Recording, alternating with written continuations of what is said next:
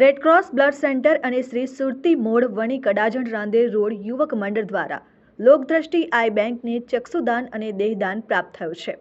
દેહદાતા અને ચક્ષુદાતા સદશીલાબેન સેવંતીલાલ શાહ, જે આનંદ મહલ રોડ અડાજણ સુરત અવસાન થતા પુત્ર સુનિલ સેવંતીલાલ શાહ અને ભરતભાઈ શાહ, પુત્રી માલતીબેન આર શાહ, અલકાબેન જે શાહ, પારુલબેન જે મોદી દ્વારા ડોક્ટર પ્રફુલ સિરોયાનો સંપર્ક કરી 20 વર્ષ પહેલા માતાએ દેહદાનનો સંકલ્પ કર્યો હતો.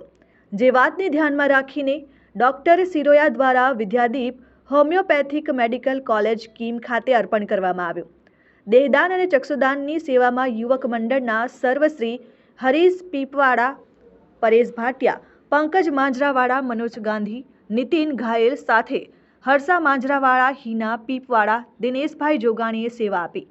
સાથે પરિવારના નજીકના લેખક ઉમેશ ભટ્ટ, કવિ ગૌરાંગ ઠાકર, કાર્તિક દેસાઈ, ડોક્ટર ઇન્તેખાબ અંસારી, પ્રેમ સુમેસરા પણ ઉપસ્થિત રહ્યા.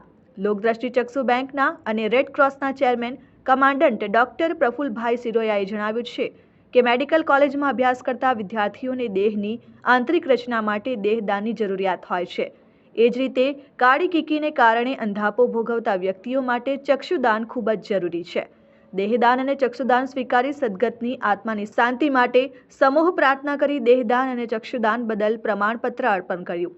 વિદ્યાદીપ યુનિવર્સિટીના પ્રમુખ જયંતિભાઈ પટેલ, વિદ્યાદીપ યુનિવર્સિટીના ઉપપ્રમુખ હિરણભાઈ પટેલ, યુનિવર્સિટીના સુપ્રિન્ટેન્ડન્ટ પ્રિન્સિપાલ અને provost doctor Vipul Shastri, homeopathic ફેકલ્ટીના dean doctor RPC Suza, human anatomy વિભાગના વડા અને એસોસિએટ પ્રોફેસર ડોક્ટર અવની પટેલે પણ દાતા પરિવારનો આભાર વ્યક્ત કર્યો.